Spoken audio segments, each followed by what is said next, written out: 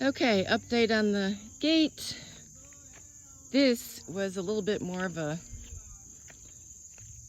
pain in the you-know-what than the actual post. And I know it's not quite askew, but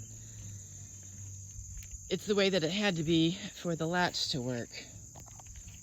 So that took about 3 different tries. Now,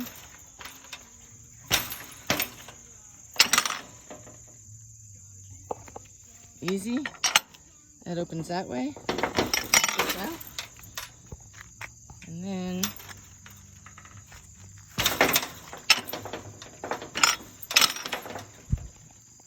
you can lift it up this way and pull it towards you. Like that. So it opens it's a dual open gate. Finally. That was a project.